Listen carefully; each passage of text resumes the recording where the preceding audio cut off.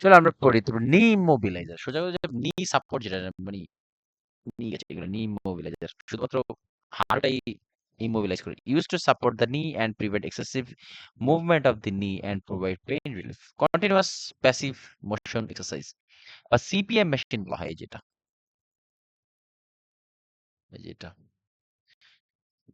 used for knee replacement used for knee replacement surgery or anterior cruciate ligament repair to control pain, reduce inflammation, provide passive motion exercise, and protect the healing joint. গতকালকে আমরা বলছিলাম active range of motion exercise passive range of motion এটা কিন্তু passive কারণ এখানে patient নিজে নিজে একা একা পা ভাঁজ করতে পারতেছে না আরেকজনের সাহায্য অন্য কোনো মেশিন হোক মানুষ হোক সাহায্য নিয়ে করেছে এটা জন্য passive range of motion exercise এটা The angle of movement is gradually increased from 5 to 105 degree maximum. এই অ্যাঙ্গেল অফ মোশন 100 মানে তোমার 5 ডিগ্রি টু 105 ডিগ্রি প্রথমেই 105 ডিগ্রিতে যায় না ধীরে ধীরে বাড়ায় যাদের তোমার ইয়ে হয় না ওই যে কি বলে মেটালিক প্লেটও অনেক সময় ইনসার্টেড করে তাদের ক্ষেত্রে এটা ব্যবহার করা হয় দেখছি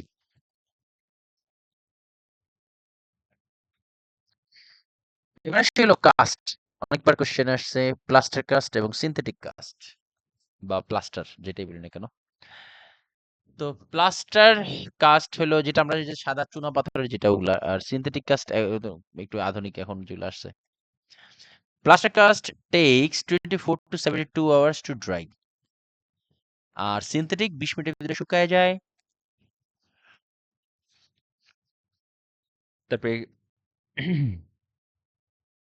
আচ্ছা আরেকটা জিনিস এখানে বলি সিপিএম সম্পর্কে একটু বলার আছে বিষয় হ্যাঁ মানে এই সিপিএম মেশিনটা মানে যেদিন সার্জারি হয় ওই দিন অথবা এর পরের দিন থেকে পেশেন্টকে তোমার এই সিপিএম মেশিনের সাথে মেশিনে দেওয়া হয় বলে দেই এই সিপিএম মেশিনটা হয় যেদিন সার্জারি হয় অথবা এর পরের দিন পেশেন্টকে এটার সাথে মানে ইয়ে করে দেওয়া হয় মানে কাজ করে দেওয়া হয় যাতে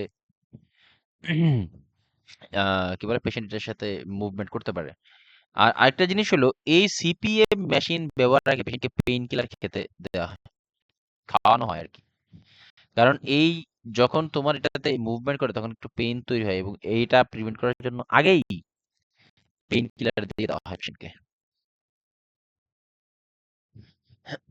তো কাস্টের অলরেডি বলতেছিলাম যে প্লাস্টার কাস্ট সিনথেটিক কাস্ট তো প্লাস্টার কাস্টটা 24 to 72 hours টু ড্রাই আর সিনথেটিক হলে 20 মিনিটের ভিতরে ড্রাই হয়ে যায় cast dryer hair blow dryer on cool setting may be use to dry it এই প্লাস্টার কাস্টটাকে ড্রাই করার জন্য হেয়ার ব্লোয়ার অথবা ঠান্ডা জায়গা ইউজ করা হয় টু ড্রাই আর সিনথেটিকটা এটা নিজে নিজে ইয়ে হয়ে যায় কি বলে এটাকে মানে শুকায় যায় এটা হেভি নট ওয়াটার রেজিস্ট্যান্ট এটা খুবই ভারী হয় এবং এটা পানি ঢুকে এগুলোর ভিতরে পানি পড়লে পানি ঢুকে আর সিনথেটিকে strong light weight and water resistant 4 number রাশি হলো যে make clean plaster cast with slightly damp cloth তোমার ভেজা কাপড় দিয়ে এই কাস্ট মুছা যায় white shoe polish may be use to brighten the plaster cast আর সিনথেটিক হলো make clean fibre cast with soap and water যেহেতু এটা ওয়াটার রেজিস্ট্যান্ট এই জন্য সমস্যা হয় না জেনারেল নার্সিং কেয়ারটা ভেরি ইম্পর্টেন্ট এখান থেকে কোশ্চেন বেশিটা বেশিটা কোশ্চেন হয় এখান থেকে মূলত এই রিলেটেড এই চ্যাপ্টার টপিকে একই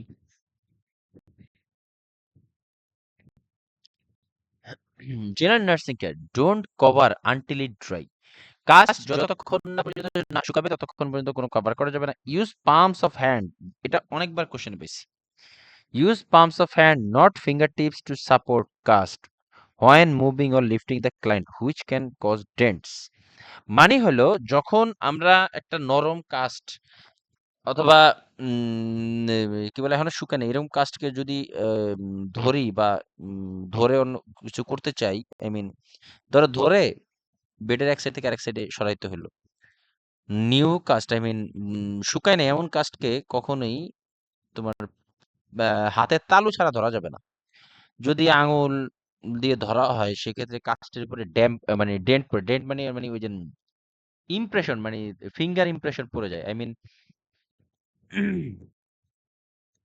আটা মতার পরে যদি আঙুল দিয়ে চাপ দাও একটা ইয়ে হয়ে যায় না, মানে গর্ত হয়ে যায় এরকম আর কি, এরকম হয়ে যাবে। এবং এটা আসেও কোশ্চেন অনেক। Support cast on rubber plastic protected pillow until it is dry. Turn client every hour to reduce pressure and promote drying. Yes.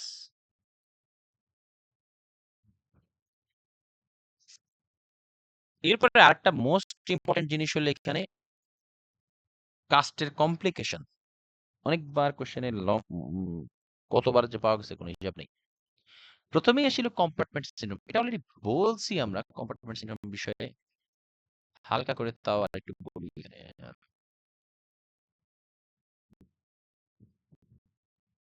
নাই না,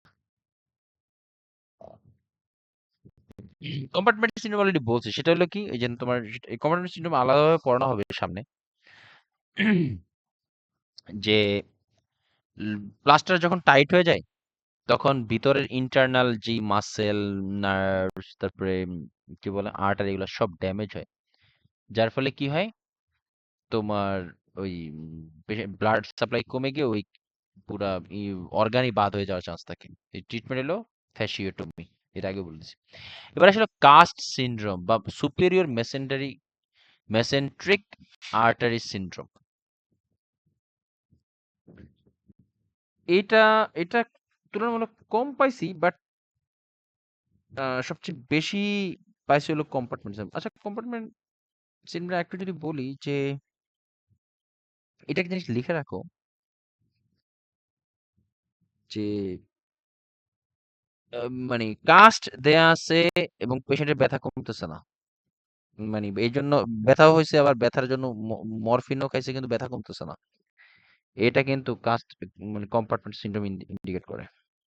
মানে কালকে সাদিয়া বললো না সালসাবিল, যে ও একটা এরকম আমি দেখছিলাম আর কি, ব্যথার ওষুধ দিচ্ছে কিন্তু ব্যথা কমে না, কারণ এখানে নিউরোভাস্কুলার ড্যামেজ হয় এবং ওখানে আমি জানেন হ্যাঁ বুঝি নাই। হচ্ছে দেখায় কোশ্চেন কোশ্চেন যখন আসে তখন দেখায় যে পেশেন্টের কাস্ট আসছে কিন্তু পেশেন্ট অনেক টাইট ফিল করতেছে, হ্যাঁ, এরকম থাকে এবারে ফুলে যায় যে মোস্ট অফ কোশ্চেন এটাই। হ্যাঁ, এবং যে টাইট ফিল করতেছে। হ্যাঁ, আর এখানে এত ব্যথা হয় যে অ্যানালজেসিক আসলে কাজ করে না, এবং কমপ্লেন হিসেবে কমপ্লিকেশন হিসেবে অনেক সময় অ্যাম্পুটেশন করতে পারে যদি আর্লি এটা কাজটা না খুলে দেওয়া হয়। আর এটার মেইন ইনিশিয়াল ইনিশিয়ালি আগে ফ্যাসিওটমি করা হয় মেইনলি। এরপর আসে হলো না ভাইয়া, ফ্লেক্সিটমি তো পরেই। আগে তো আপনার ওই যে টাইট ব্যান্ডেজটা লুজ করে দেওয়া। অবশ্যই অবশ্যই, আই মিন খোলার পরে মানে সরি ব্যান্ডেজটাকে তো লুজ করে খুলে ফেলে, হ্যাঁ, দেন এরপরে ইয়ে করে তোমার কি বলে ইন্টারনাল স্ট্রাকচার রক্ষা করার জন্য ফ্যাসিওটমি করে। এরপর আসলে কাস্ট সিনড্রোম বা সুপিরিয়র মেসেন্ট্রিক আর্টারি সিনড্রোম, এটা একটু ডেডলি, এটা মারাত্মক লাইফ থ্রেটেনিং। হ্যাঁ, এটা হয় কোথায়? Complication of tight hip spica আর বডি কাস্ট, অনেক সময় বুকেও তোমার কাস্ট দিতে হয়, তারপরে তোমার কি বলে কোমরেও কাস্ট দেওয়া লাগে মানে যদি ফ্র্যাকচার হয়। স্পাইনাল সার্জারিতে cast, spinal surgery with cast which can cause bowel ischaemia present with nausea vomiting oliguria shock etcetera. এটা কি হয় দেখো, এই যে ধরো এটা হলো এই যে ইন্টেস্টাইন, এগুলো তো আমাদের অ্যাবডোমিনাল অর্গান না, পেটে যদি এরকম কাস্ট দেয়, এই কাস্ট যখন অনেক বেশি হাইলি প্রেসারাইজ শুরু করে তখন আমাদের এই যে মেসেন্ট্রিক আর্টারি ইন্টেস্টাইনের আশেপাশে যে সাপ্লাই গুলো দেয়, এটা হলো মেসেন্ট্রিক আর্টারির ব্রাঞ্চ, এই অ্যাবডোমিনাল অ্যাওর্টা আর কি। হ্যাঁ, এই অ্যাবডোমিনাল অ্যাওর্টার এখান থেকে অ্যাবডোমিনাল অ্যাওর্টার উপরে তোমার চাপ পড়ে, এই যে এর বাইরের কাজটা থাকে, হ্যাঁ, দুই সাইডে। তো চাপ দেওয়ার ফলে তোমার এই চাপটা একদম মেসেন্ট্রিক আর্টারি পর্যন্ত চলে যায়, এই এতটাই অনুভব করে, যার ফলে ব্লাড সার্কুলেশন কমে গিয়ে তোমার অর্গানে পর্যন্ত মানে অর্গানে অক্সিজেনের ব্লাড যায় না বা অক্সিজেনের যায় না, ফলে কি হয়, তোমার এই শক হয়, তারপরে তোমার ইসকেমিয়া হয়, এগুলো হয়। এটা ডেডলি। কম্পার্টমেন্ট সিন্ড্রোম হয়তো বা অঙ্গ কেটে ফেলা হয়, বাট এইটা মোস্ট ডেডলি আর কি, এই সুপিরিয়র মেসেন এইটি। এটাও কোশ্চেনে আসে মোটামুটি। কম্পার্টমেন্ট সিন্ড্রোম অনেক বেশি পাইছি, এটা একটু তুলনামূলক কম পাইছি, এবং এটা আসে, বুঝতে হয় এই মেসেন্টারি আর্টারি, এগুলা চাপ পড়ে। এবার আসি হলো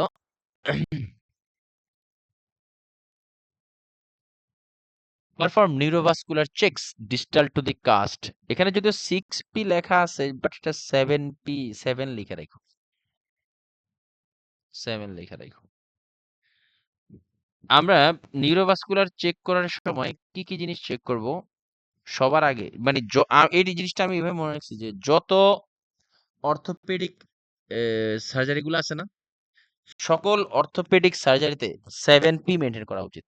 কি?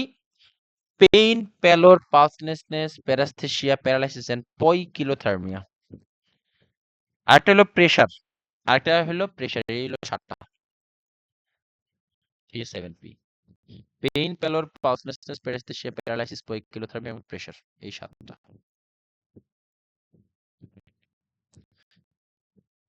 তো প্যারাস্থেসিয়া মানে কি? প্যারাস্থেসিয়া যে টিংলিং সেন্সেশন হয়, বিশেষ করে এই প্যারাস্থেসিয়া হলো এই যে মনে হয় যে সুই দিয়ে গুঁতা দিলে যেরকম হয় না সেন্সেশন, এরকম আর কি। আর প্যারালাইসিস হলো তো আমরা জানি movement, loss of movement etcetera. আর পয়কিলোথার্মিয়া হলো, পয়কিলোথার্মিয়া এর মানে হলো inability to regulate body's temperature.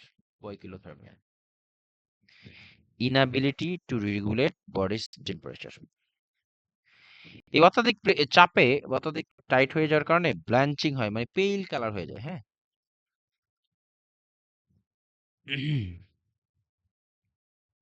তারপর পালস থাকে না, সায়ানোসিস হয়, ল্যাক অফ ওই যে অক্সিজেন, তারপর এইসব কারণে। তারপর inability to wiggle the finger or toes, মানে হাতের আঙ্গুল অথবা পায়ের আঙ্গুল নাড়াচাড়া করতে পারে না। কোল্ডনেস, ঠান্ডা হয়ে যায়।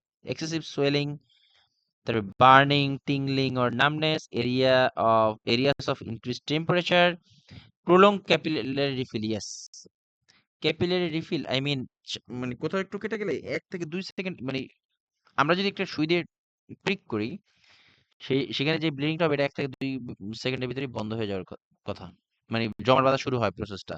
বাট এই ক্ষেত্রে এটা প্রলং হয়, বেশি টাইম লাগে। ইনস্ট্রাক্ট টু, এবার আসলে instruct to wiggle toes or fingers to increase circulation. এই জন্য কাস্ট দেওয়া থাকলে শুধুমাত্র যেই জায়গায় কাস্ট মুভমেন্ট না মানে ওই শেষ অংশে, আই মিন হাতের আঙ্গুল থেকে পায়ের আঙ্গুলটা নাড়াচাড়া করতে হয়, টু ইনক্রিজ দ্য সার্কুলেশন।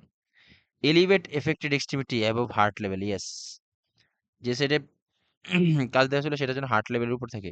কেন? একটু ফারহানা একটু ওয়েট থাকো, পাইসান একটু ওয়েট থাকো। আকি বলো তো কেন? এরপরে রুনাকে জিজ্ঞেস করবো কেন affected extremity above heart level, why?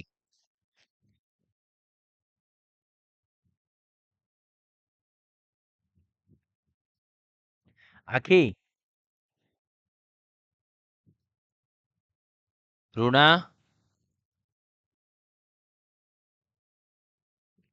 এরা কি নাই নাকি? ভাইয়া কেন অ্যাবভ দ্য, কেন affected extremity above the heart level, why?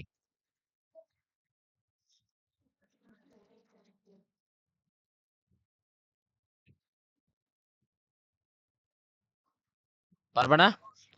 তোকের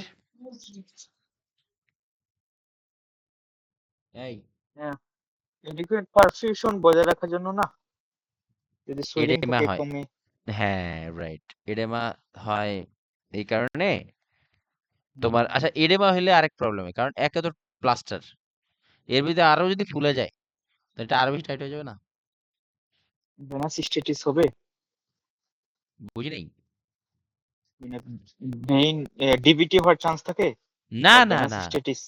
না না, বিষয়টা এরকম না। বিষয়টা হলো একে তো প্লাস্টারটা তো তোমার নির্দিষ্ট, ওই ওই যে ওটা যে ফোড়াটা থাকে ওটা তো নির্দিষ্ট থাকে, এন্ড এর ভিতরে যদি আবার এডেমাটাস হয়ে যাবে, প্লাস্টারটা আরো বেশি টাইট হয়ে যাবে না? এই জন্য এডেমা কমানোর জন্য। তারপর perform isometric exercise once cleared with the physician. Yes, isometric exercise মানে কি?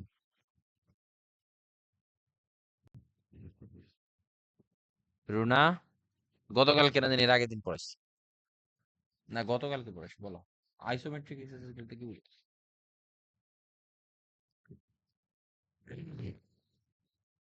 আইসোমেট্রিক এক্সারসাইজে এক্সট্রিমিটি ভাঙবে কি ভাঙবে না?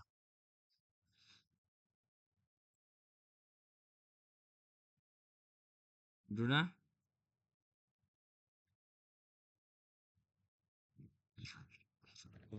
পাইসানু? ভাঙবে না।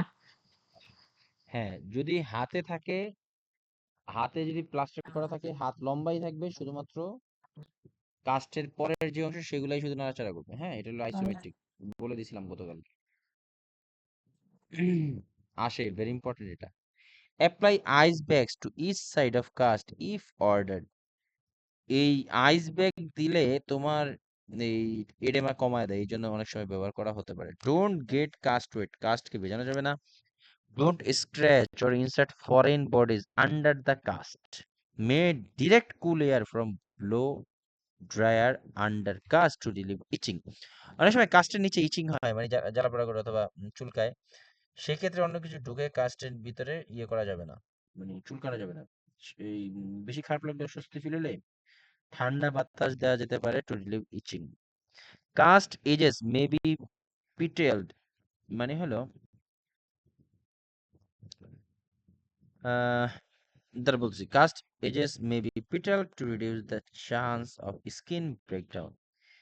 আচ্ছা, পিটেলড বলতে এখানে বোঝায় যে এটা মানে এই কাস্টের এজ, মানে কাস্টের শেষ অংশ যে মানে ইয়েগুলা থাকে, এগুলা মানে সুন্দর করে দিতে হয়, যাতে তোমার কোনো ইয়েতে কিছু বের না হয়ে থাকে, এবং এটা একটা কাজ করে, এটা প্রেসার প্রিভেন্ট করে, এবং কি বলে, এই মানে সুতা মতো বের হয়ে থাকলে স্কিন ইরিটেশন হয়, এগুলা এগুলা থেকে প্রিভেন্ট করা।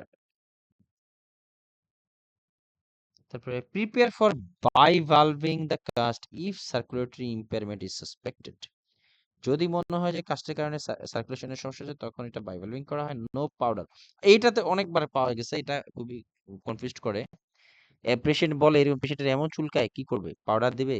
ক্রিম অথবা lotion may be used under the cast. মানে নো পাউডার, কোনো পাউডার ব্যবহার করা যাবে না, ক্রিম লোশন কিচ্ছু ব্যবহার করা যাবে না আন্ডার দ্য কাস্ট। এবং এটা করলে হয়, হ্যাঁ ভাইয়া বল। বাইবাল্বিংটা কি? Prepare for bivalving the cast if circulatory impairment is suspected. Bivalving বলতে বোঝায়, একটু বাইভালভিং বলতে কাজটা বুঝো, বুঝি কেটে নাই। একটু লুজ করে দেয়, বললাম আরে কাজটা একটু কেটে লুজ করে দেয়।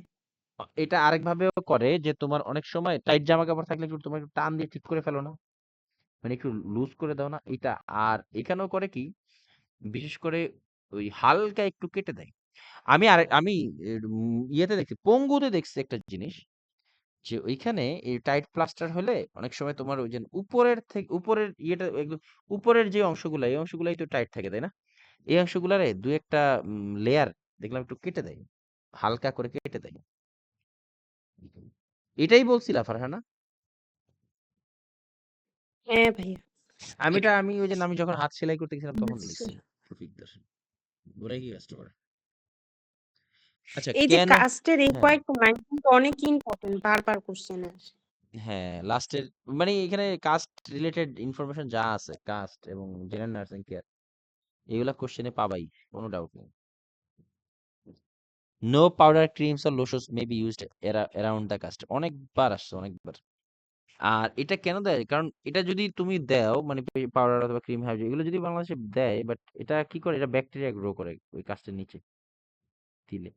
আর এই যেগুলো এইগুলা যাতে ব্যাকটেরিয়া গ্রো করতে না পারে, এই জন্য এগুলো নিষেধ করা হয়। বাকি আছে কিনা অলরেডি বলছি। তো নিউরোভাস্কুলার মানে যত ওটি ওটি রিলেটেড বিষয় আছে না, এগুলোর জন্য এই 7P very important. 7P, pain, pallor, pulselessness, paraesthesia, paralysis, poikilothermia এবং প্রেশার। 7P। তো কি বলে, এটা হলো colour motion CMS circulatory motion assessment এটাকে সিএমএস বলা হয়। কালার ওই যে কাস্ট যেখানে তার কাস্টের পরের যে অংশ থাকে সেটা কালার ঠিক মতো নষ্ট করতে পারতেছি না এবং সেন্সেশন আছে কিনা এগুলো check করি। এই যে একই জিনিস neurovascular assessment focus on circulation motion এবং সেন্সেশন। লাইক সার্কুলেশন বলতে colour capillary fill pulse temperature motion sensation complete এইসব। The cast help prevent the pressure and rubbing on the skin. Cast pittling বলে এটাকে। এই যে কাস্ট পিটলিং এটা কিন্তু অনেক সময় সৌন্দর্য বর্ধনের জন্য করে। এই জায়গাটা হয়তো টাইট চুলকাইতেছে অথবা প্রেশার মনে হইতেছে কেটে তখন এভাবে উঠে দেয় ফোল টেপ ওভারকাস্ট। এবার আসলে ট্রাকশন।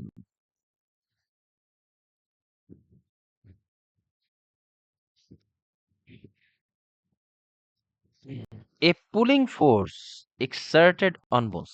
আচ্ছা একটা সাধারণ জ্ঞান জিজ্ঞেস করি, ফারহানা, আখি, সাদিয়া, নতুনদের ভিতরে আই মিন রুনা এবং ইয়ের ভিতরে ত্বকের ভিতরে কাস্ট মানে সরি ট্রাকশন যখন দেয় ওই ট্রাকশনে যে ওজনটা ব্যবহার করে এটা পেশেন্টের সমান সমান নাকি পেশেন্ট থেকে কম নাকি পেশেন্ট থেকে বেশি হবে, অথবা যেই বডি অর্গান বা যেই অর্গানে বা যার কোনো লিম্বে ট্রাকশন দেওয়া হয়, ট্রাকশন বিষয়ে শুধুমাত্র এখানে যে পড়েছে তা না, ব্যাচেলরও পড়ছে অথবা ডিপ্লোমাতে পড়া হয়েছে, কোনো সমস্যা না। কথা হলো এইখানে কোনো লিম্ব বা কোনো ইয়ের উপরে যখন দেয় ট্রাকশন সেই ওজনটা বডির সমান সমান হয় নাকি বডির ওজনের থেকে কম হয় নাকি বেশি হয়?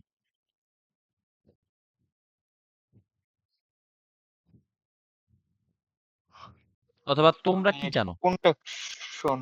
এটা তো স্কিন ট্রাকশন একরকম ওজন থাকে, স্কেলেটাল আরেক রকম আচ্ছা থাকে। স্কেলেটালেই ধরো, যাও স্কেলেটাল ধরো।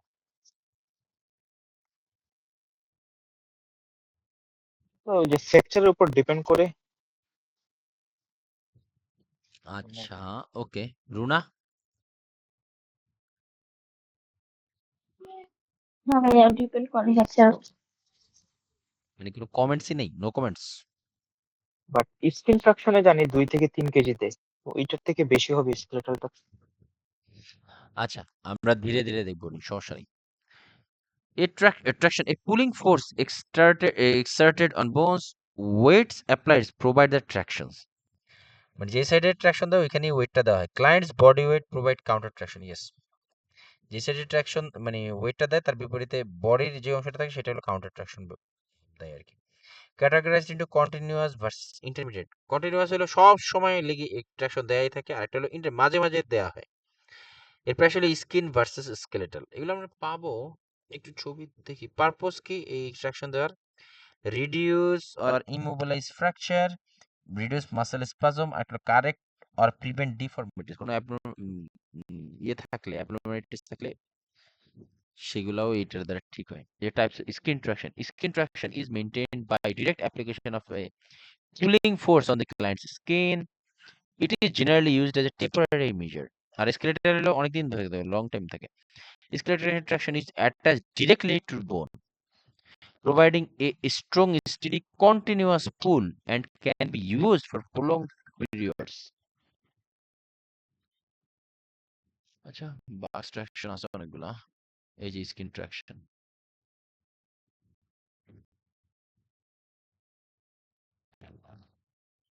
এবার আসলে বাক্স ট্রাকশন। ও স্কিন তো বলি নাই না।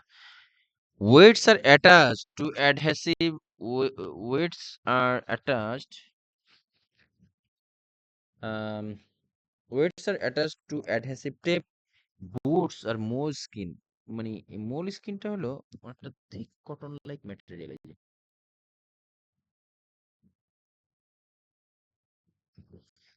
এই যে তোমার এটা এরকম এটা হলো যে তোমার মোল স্কিন এই মোল স্কিনের সাথে তোমার ওই টেপ দিয়ে এটা অ্যাডহেসিভ টেপ না, এই টেপেরই আর কি, এক জাতীয় শক্ত আঠালো ইয়ে থাকে, এটা দিয়ে স্ক্রিনের উপর দিয়ে দেওয়া হয়। বাক্স ট্রাকশন অনেকবার পাওয়া গেছে। এটা বাক্স ট্রাকশন আরেকটা নাম হলো রানিং ট্রাকশন বাক্স, যেটা আহ, এই এই যে বাক্স ট্রাকশন,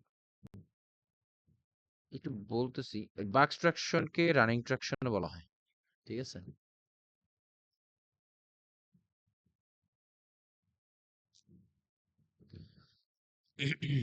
আচ্ছা, আরো কিছু ট্রাকশন একটু হালকা হালকা ছবি দেখাই, তারপর আস্তে আস্তে আগাবো। এটা হলো কন্টিনিউয়াস, এটা হ্যাঁ কন্টিনিউয়াস ভার্সেস ইন্টারমিটেন্ট। এই যে সার্ভাইকাল ট্রাকশন, এগুলো ইন্টারমিটেন্ট ট্রাকশন। আর এই ছবিটা খুব একটা ক্লিয়ার না, এই যে বাক্স ট্রাকশন, এই যে বাক্স ট্রাকশনে এইখানের যে ফোর্সটা, মানে এই ফোর্সের সমানুপাতিক হারে এই ইয়ে দেওয়া হয়, ওজন দেওয়া হয়, আর বডি থাকে কাউন্টার ট্রাকশন হিসেবে। আমরা এটা পড়ি তাহলে বুঝতে পারবো। বাক্স ট্রাকশনের আরেক নাম হলো রানিং ট্রাকশন, হ্যাঁ। Used to temporarily immobilize the leg in fractured hip for head of the femur fracture while patient is awaiting surgery. আচ্ছা, এটা হলো টেম্পোরারি দেওয়া হয়, মানে টেম্পোরারি ব্যবহার করা হয় two immobilize the leg in if fractured hip, মানে পাটাকে ইমোবিলাইজ করা হয় যদি হিপ ফ্র্যাকচার হয়। For head of the femur, এবং ফিমারের যে হেড, এটা এটাকে যদি কারেকশন করার সময়, যে মানে হিপ, মানে সোজা কথা, হিপ সার্জারিতে তোমার ধরো ওটি শুরু হবে আরো কয়েক ঘন্টা পরে, এই বাকি সময়টা কি করবে, বাকি সময়টার অ্যালাইনমেন্ট ঠিক রাখার জন্য এই বাক্স ট্রাকশনটা খুব মোস্টলি ব্যবহার করা হয়। Foot and may be elevated to increase counter traction and prevent patient from sliding down in bed. এটা অনেকবার কোশ্চেন পাইছি এই লাইনটা। ফারহানাও পাইছো না এটা? এই যে foot end may be elevated to increase counter traction, এটা অনেকবার। হ্যাঁ, এটা পুরো ডিরেক্ট কোশ্চেনই আসে। কিন্তু হ্যাঁ, আল্লাহ এটা ট্রাকশন নিয়ে আমার ঝামেলা আছে। এইটা একদম মনে করে অপশন, এটা পুরোটা লাইনে একটা অপশন ছিল। Foot end may be elevated to increase counter traction and prevent patient from sliding down in bed. দেখো কেন বলছি, এটা বুঝার আছে, হ্যাঁ একটু বোঝার চেষ্টা করো। দেখো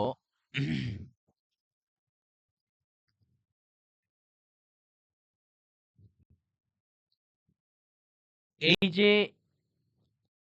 আম, এই ছবিটা বাক্স ট্রাকশনের আরেকটা নাম বলছিলাম কি, রানিং ট্রাকশন, হ্যাঁ।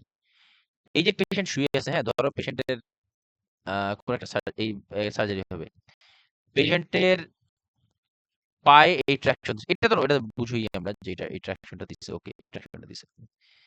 এখন এই যে ট্রাকশনটা দিচ্ছে, অনেক সময় হয় কি পেশেন্ট নিচের দিকে নেমে আসতে পারে, ওয়েটের সমান দেওয়া হলো এই ইয়েটা তোমার কি বলে এটাকে, এই ওজনটা পেশেন্টকে নিচের দিকে নামায় ফেলতে পারে। তো এই আবার এই প্রেসার পেশেন্ট তার পজিশন চেঞ্জ হয়ে যেতে পারে। এটাকে প্রিভেন্ট করার জন্য শুধুমাত্র যেই সাইডে যেই লিম্বে ট্রাকশন দেওয়া হয়েছে ওই লিম্বে একটু উঠায় দেওয়া হয়, যেটাকে বলা হয় এই যে দাঁড়াও, এই যে এটা খুব একটু যদি ছোট কত ক্লিয়ার বোঝা যায় না, এটা একটু হালকা উঠায় দেওয়া হয়, হ্যাঁ। এই foot end may be elevated to increase counter traction, এই যে এটা উঠায় দিলে কি হয় দেখ, এই ছবিটা দিয়ে একটু দেখাই, দাঁড়াও এই যে এই ছবিটা দিয়ে দেখাই, এই যে ফুট এন্ডটা একটু উঠায় দিলে এই প্রেসারটা শুধুমাত্র এই এই জায়গায় বেশি পড়ে, আর বাকিটা জাস্ট অ্যালাইনমেন্ট থাকে, বুঝছো? এটা হলো, এটা ভেরি ইম্পর্টেন্ট একটা লাইন এই বাক্স বা রানিং ট্রাকশনের, হ্যাঁ ভেরি ইম্পর্টেন্ট একটা লাইন। এবং এই বাক্স ট্রাকশনে Buck's should not be reposition from side to side which can cause abduction or adduction. Buck ট্রাকশনে, এটা ইম্পর্টেন্ট লাইন কিন্তু, হ্যাঁ তাহলে দেখা যাচ্ছি, এই বাক ট্রাকশনে patient side to side, I mean ধরো এই সুপাইন পজিশন শুয়েছে, ডাইন পাশে আর বাম পাশে যেন না হয়, না নিষেধ করা হয়েছে। কেন? From side to side which can cause abduction or erection or abduction, মানে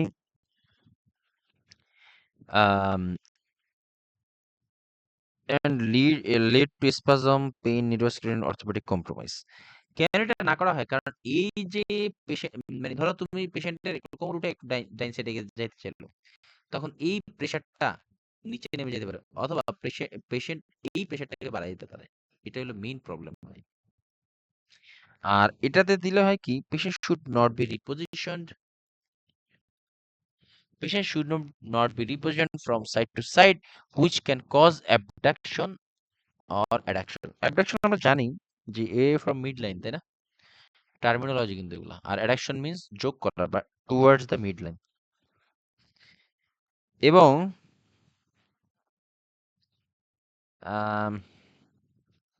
আচ্ছা, ফারহানা এরকম কিছু পাইছিলা যে ইয়েতে মানে ট্রাকশনে হেড অফ দি বেড কতটুকু অ্যাবভ থাকে?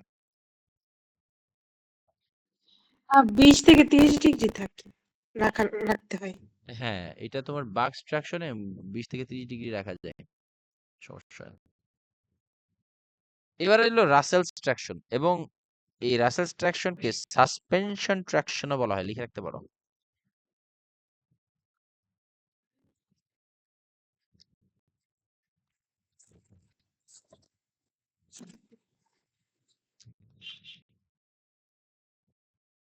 এইখানে এই এই কি বলে, আচ্ছা ভাইয়া একটা কথা হ্যাঁ বলি, আপনি বলো। প্রথমে একদম যে প্রথম কোশ্চেনটা করলেন ট্রাকশনের যে ওজনটা, এটা সবসময় বডি থেকে কম হওয়া উচিত না? না, বডি মানে যেই ওজনটা তোমার ইয়ের সাথে সমান হবে, সমান সমান যদি আপনি সমান ধরেন সমান থাকবে তাহলে স্পাজম হবে না, মাসেল স্পাজম হবে না? না, সমান। বিষয়টা এরকম না। আমি তোমাকে বলি যে তোমার অনেক সময় হয় কি, যে ইয়ে হয়, ফর এক্সাম্পল কিভাবে বলবো, ট্রাকশন আমরা মূলত কেন দিই? এলিগমেন্টটা যাতে ঠিক থাকে, অ্যালাইনমেন্ট, তাই না? Right, alignment body. ঠিক থাকার জন্য, হ্যাঁ।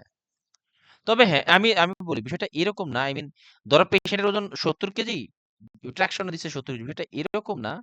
মানে যে লিম্বটা, এটা একটা মাপ আছে, হ্যাঁ, এটা মাপটা একটু পরে বলতে চেয়েছিলাম। আচ্ছা যাই হোক, জিজ্ঞাসা করছো যেহেতু, মানে বিষয়টা হলো যেই ওয়েটটা পেশেন্ট ঝুলে থাকে, ঠিক আছে, ওই হুম। লিম্ব অনুযায়ী যাতে সমান হয়। যেমন ধরো এই লিম্বটা এটা ঠিক রাখার জন্য যে ওয়েটটা এটা, আর পেশেন্টের যে শরীর, এটা কাউন্টার ট্রাকশন দিতে। তবে হ্যাঁ, তুমি যে সেন্সে বলছো না, এটা কিন্তু কাইন্ড অফ মিথ্যা না, যে পেশেন্টের বডি ওয়েট বেশি থাকে রেদার দেন কি বলে এটাকে, মানে ওয়েট। কিছু কিছু জায়গায় আমি দেখছি, বিশেষ করে যে সার্ভাইকাল যে ট্রাকশন গুলো হয় না, স্পাইনাল সার্ভাইকাল, ওইখানে দেখছি যে তোমার সমান দেয়। ওগুলির পুরা মানে তোমার কি বলে স্পাইনাল স্পাইনাল ইয়েগুলাতে সমান সমান দেখছি আমি কয়েকটা জায়গায়, বুঝছো? তো আবার বিভিন্ন ট্রাকশনে বিভিন্ন রকমের ইয়ে হয়। তো এত এত ইয়ে করে না, এখান থেকে কিছু লিমিটেড কোশ্চেন করে যে জায়গা এগুলা ওগুলা বলে দিতেছে। Most of the time, Farhana হ্যাঁ যেটা বলছে, ওইটা জানি যে মোস্ট অফ দি টাইম কয়টা পেশেন্টের বডি ওয়েট বেশি থাকে, মোস্ট অফ দি টাইম। কিছু কিছু জায়গায় একটু ব্যতিক্রম দেখা গেছে। স্পেসিফিক জায়গা থেকে কোশ্চেন, হ্যাঁ, কোশ্চেনটা প্রথম দিকে করলেন তো আমি এর জন্য একটু নিজেই না কনফিউজ ছিলাম। না না না না, ঠিকই আছে, তুমি যেটা বলছো, তুমি যেটা বলছো এটা কিন্তু ইটস ট্রু, বাট কিছু কিছু জায়গায় তোমার এটা চেঞ্জ করে।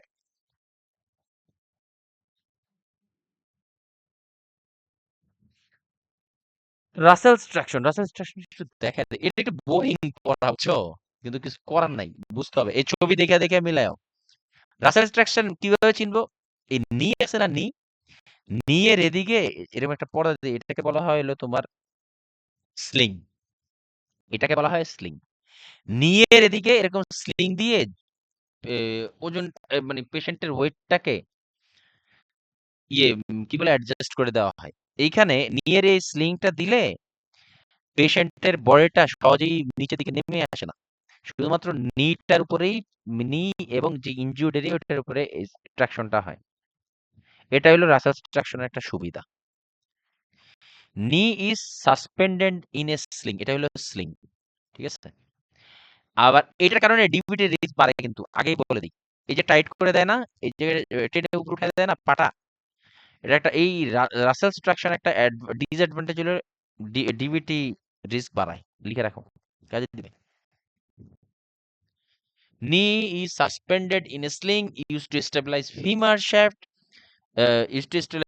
shaft, fracture while patient is awaiting surgery. The foot end is elevated.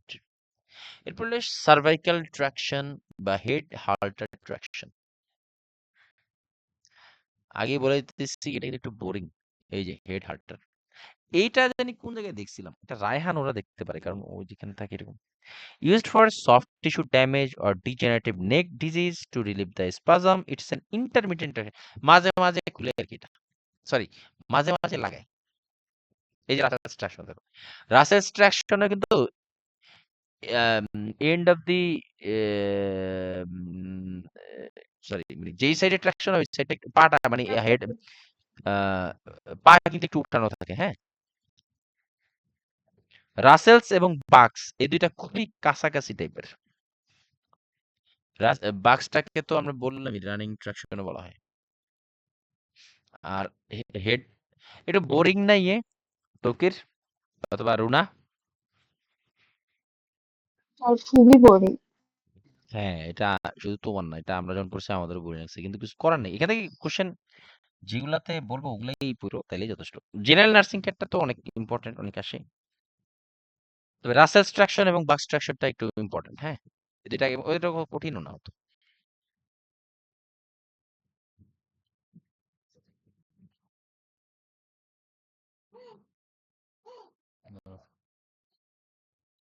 এই সার্ভাইকাল ট্রাকশন, এগুলো pelvic traction, pelvic traction.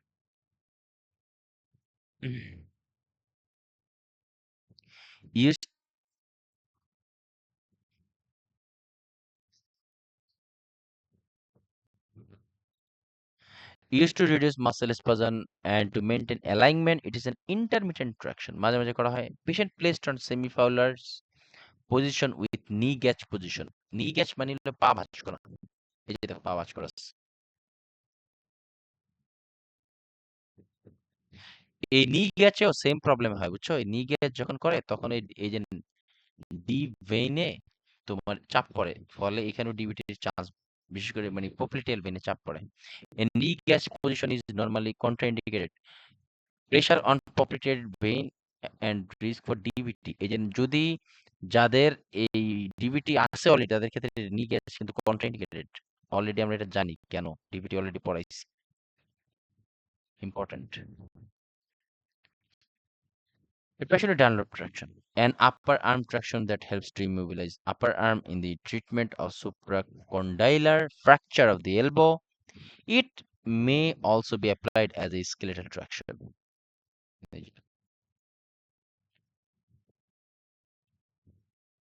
Traction physics খুব কাজে লাগে। Dunlop traction. 90/90 traction. Hip and knee joint at 90-degree angle used for proximal femur fracture in young children. এবার আসলে finally skeletal traction. আচ্ছা, skeletal ট্রাকশনের একটা deadly complication কি বলো তো? এই যে 90/90 ট্রাকশন। আচ্ছা, 90/90 ট্রাকশন, হ্যাঁ বলো। 1 মিনিট আছে, এটা আর থাকতে দেন। চলো আমরা কেটে